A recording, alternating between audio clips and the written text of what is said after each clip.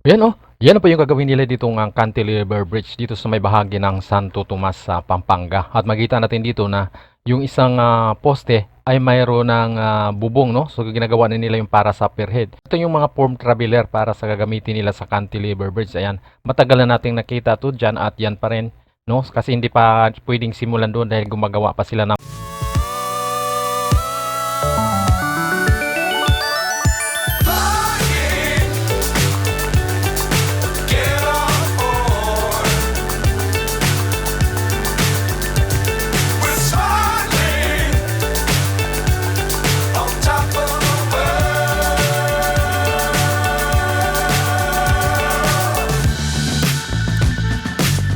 Times don't fly too high.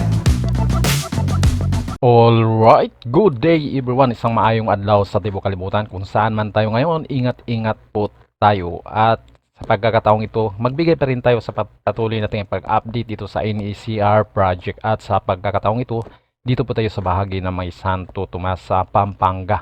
Titignan natin dito sa may area kung saan gumagawa sila ng cantilever bridge.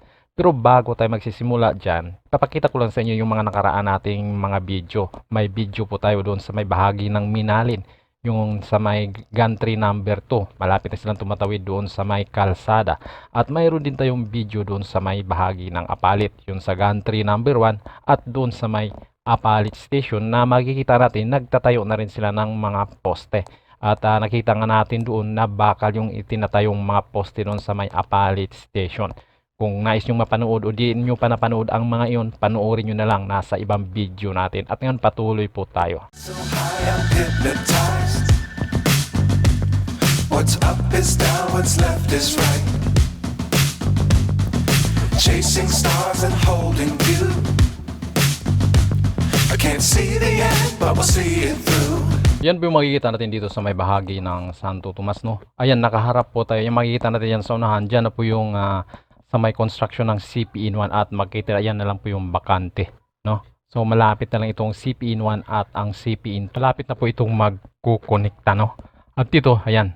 Itong nakikita nating mayroong mga crane at mga construction activity dito. Dito na po ito sa may CP-in-2 na nanggagaling naman sa may bahagi ng doon banda sa may old station ng Santo Tomas.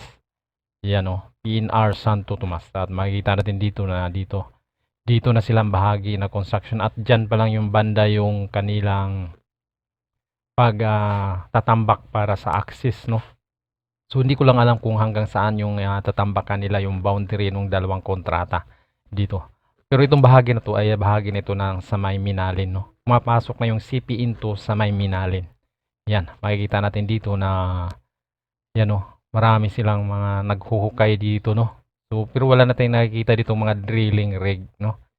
Nakikita na lang natin dito yung mga crane. Lalaki. Yan o. Ito pala yung drilling rig. Yan o. So, ito, andito po siya bahagi sa may ilog, no? So, itong ilog na to, ito po siguro yung boundary ng Santo Tomas at ng Minalin. Hindi ako sure, no? Pero ito, mukhang sa tingin ko ito, no? Kung hindi ako nagkakamali, ito yung boundary ng Minalin at Santo Tomas, itong ilog na to. Yan. Dito na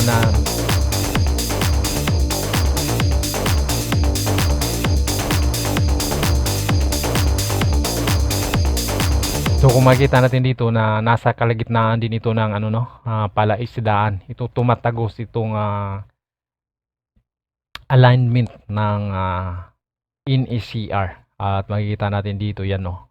So ayan na yung tubig, magkabilang gilid yung may tubig at makikita na rin natin yung bakas ng mga ibinabaon na mga board pile. Yan oh. So maaninag natin tag siyam na board pile bawat poste. Yung nakikita natin dito. Yan oh, mga puti-puti parang mga tuldok-tuldok. So yan po yung mga nailagay na nilang mga board pile.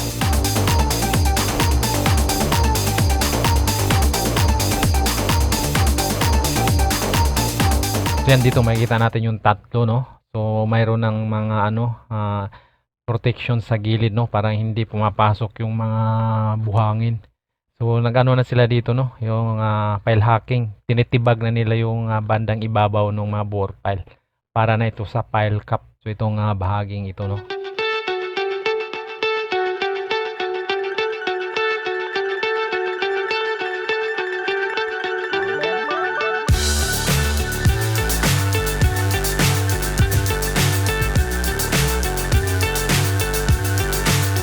Dito, sabay-sabay itong ginagawa nila dito para sa file cap. Ilang poste ang pinagsabay-sabay nila. Ayan, oh.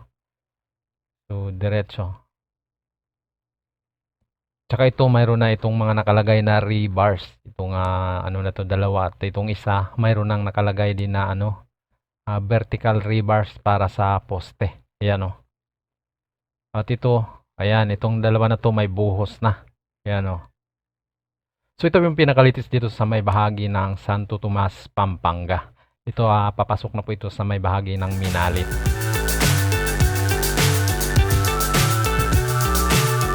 Yan. So makita natin yan yung nakalatag na puti. Siguro ano yan, geotextile. Sa tingin ko geotextile yata yung may nakalatag na puti. Yan, oh. At tinatambakan na nila ng lupa. Yan, oh. At tapos na itong mga poste dito, no. Yan, oh. Dito papunta na po ito doon sa gagawin nilang cantilever bridge. Yan. So ito yun, medyo malapad yung bahagi ito ng ilog. Yan po yung ilog, no. Pag dito ka, marinig mo yung mga mangingisda dito, dyan sila dumadaan. Dahil papunta sila doon sa kanya-kanya nilang mga pispan. So dyan sila dumadaan sa ilog para makatawid sila sa bawat pispan na pupuntahan nila. Yan, so makikita natin dito, ito po yung, dito itatayo po yung cantilever bridge, no. At yan, makikita natin yung dalawa. What's up is down, what's Yan, no. So yung isang poste doon sa may bandang norte ay mayroon na yang nabubuhos, no. Binuhusan na nila yan. At itong isa naman ito. Yan. So na para pa ito sa ano, poste mismo, no. Pagbubuhusan nila ito. Yan, no. Makikita natin. So halos mabuo na nila yung dalawang poste dito sa may gagawing cantilever bridge. Yan, no. chasing stars and holding. At ito yung naunang poste nila, yan. So kaya may bubong na, siguro nasa ano na ito, per head na itong ginagawa nila dito sa poste na ito. Yan, no. I can't see the end, but we'll see it through. So dito nila ilalagay yung form traveler para ipagpatuloy na yung paggawa nila ng ano, viaduct, no.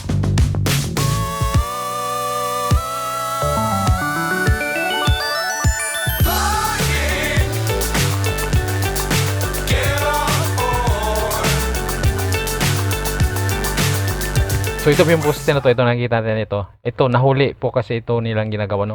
Inuna nila yung doon sa kabila. Ito ngayon, ito na, oh. Nabuhusan na yata ito. Hindi ko sure, no. Hindi ko makikita. On top of the world.